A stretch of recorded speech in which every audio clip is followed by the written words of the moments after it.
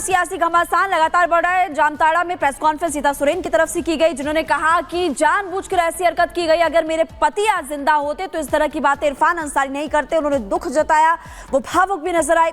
इस वक्त आपको कुछ तस्वीरें हम दिखा रहे हैं झारखंड के जामताड़ा से। आपकी टीवी स्क्रीन पर सीता सोरेन ने आज एक प्रेस कॉन्फ्रेंस की और इरफान अंसारी पर विवादित टिप्पणी को लेकर के आरोप लगाए। कहा कि अगर मेरे पति आज जिंदा होते तो इस तरह की बातें, इस तरह का विवादित टिप्पणी, विवादित बयान इरफान अंसारी नहीं देते। इस पूरे मामले में राज्यपाल को शिकायत भी दी गई है। आपको हम जरा सुनवाएंगे कि उन्होंने क्या कहा, लेकिन बीजेपी महिला मोर्चा ने भी शिकायत दी है। लगातार इरफान अंसारी घिरते हुए नजर आ रहे जिस तरह की विवादित टिप्पणी उन्होंने की थी। इरफान अंसारी जैसे मानसिकता रखने वाले लोग और जो आज वो इंडिया गठबंधन टीम में उनको मंत्री भी बनाया गया है, तो जो जिन लोगों ने उनको मंत्री बनाया उनको भी एक दायित्व बनता है कि एक मंत्री का क्या ये होना चाहिए, अनुशासन होना चाहिए। क्या इस तरह एक आज मेरे पति नहीं है तो क्या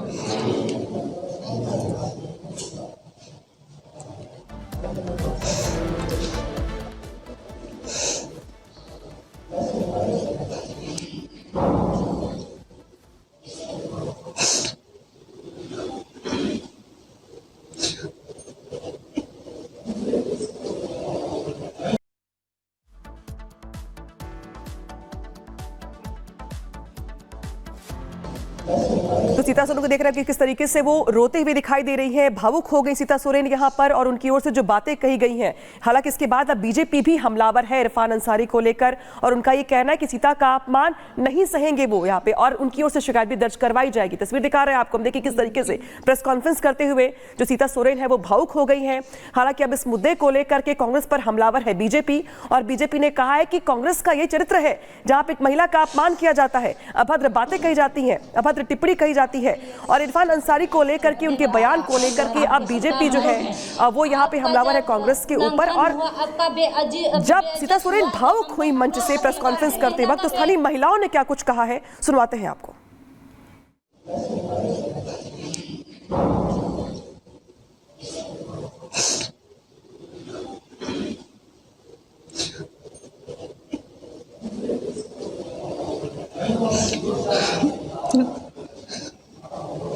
मुमकिन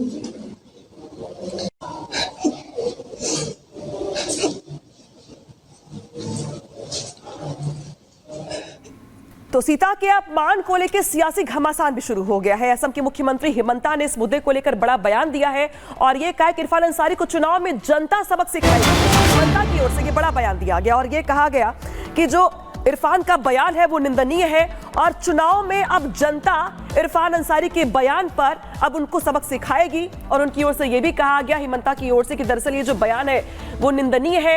इरफान को चुनाव में जनता सबक सिखाएगी। शिबू सोरेन की बहू का अपमान हुआ है, हेमंत सोरेन ने कहा, और ये भी कहा कि हेमंत सोरेन ने कुछ भी नहीं किया पूरे मामले को लेकर। इरफान को मंत्रिमंडल से बर्खास्त किया जाए, ये हिमंता की ओर से मांग भी की गई है। क्या कुछ कहा गया उनकी ओर से, सुनाते हैं आपको। ये देखिए, ये बहुत ही मैं क्या बताऊं, ऐसा सब एक झारखंड सरकार का मंत्री ने जो सब व्यवहार किया है वो बहुत ही निंदनीय है। मैं झारखंड प्रदेश का मुख्यमंत्री जी से मैं निवेदन करूंगा, डिमांड करूंगा कि इरफान अंसारी को मंत्रिसभा से बर्खास्त किया जाए।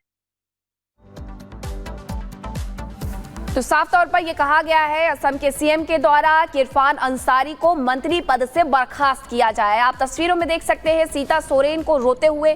उन पर जिस तरीके से अभद्र टिप्पणी की गई थी वो इस तरीके से थी कि हम भी बोल नहीं सकते। और उनकी तरफ से जो कहा गया, इरफान अंसारी ने हालांकि सफाई दी थी कि उसे जोड़ तोड़ करके, तोड़ मरोड़ करके पेश किया गया, लेकिन उनके शब्द बिल्कुल स्पष्ट थे कि वो कहना क्या चाहते थे। अब इसी मुद्दे को लेकर के बीजेपी महिला मोर्चा का एक प्रतिनिधि मंडल राज्यपाल से मुलाकात करने के लिए पहुंचा था। राज्यपाल संतोष गंगवार से मुलाकात की है और इरफान अंसारी के खिलाफ एक्शन की मांग भी उनके द्वारा की गई है। सीता सोरेन पर जो अभद्र टिप्पणी की गई थी, इस पूरे मामले में राज्यपाल से बीजेपी का डेलीगेशन मिला है और इरफान अंसारी के खिलाफ एक्शन की मांग उनके द्वारा की गई है।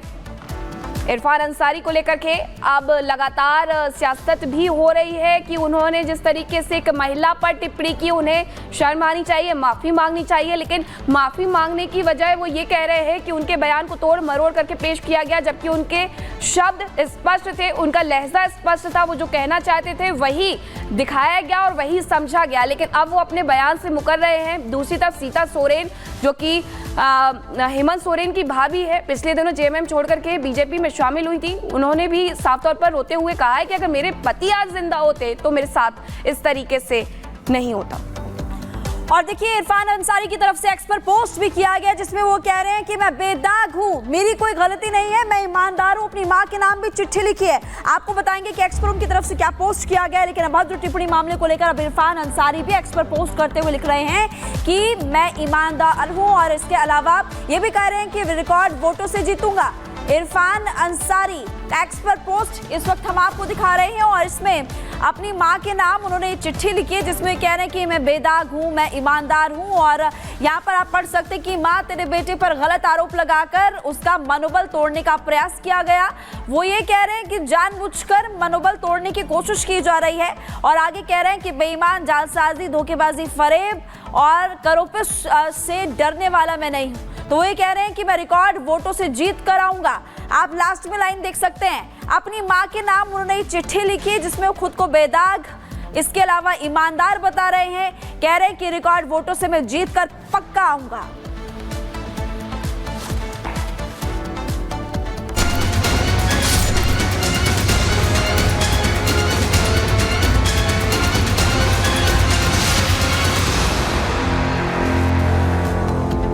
तो दिल्ली में अब दम घुटता है। जी हां, हर साल की तरह इस बार भी अक्टूबर के महीने से ही दिल्ली के प्रदूषण में इजाफा होता चला जा रहा है। जो AQI है वो बढ़ता ही चला जा रहा है और इस बात का आकलन किया जा रहा है कि दिवाली तक ये प्रदूषण का जो स्तर है वो और बढ़ जाएगा। हालांकि इस बीच अगर बड़ी बात की बात करें हम तो आपकी सरकार है, लेकिन आप सरकार की ओर से जो तमाम प्रयास किए जा रहे हैं वो सब यहाँ पर विफल होते हुए दिखाई दे रहे हैं। इस बीच प्रदूषण के मुद्दे को लेकर के भी राजनीति जोरों पर चल रही है। रिपोर्ट दिखाते हैं आपको।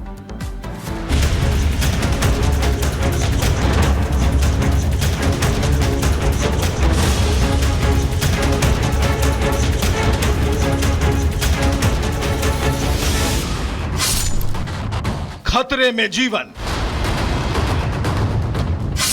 सांस लेना मुश्किल,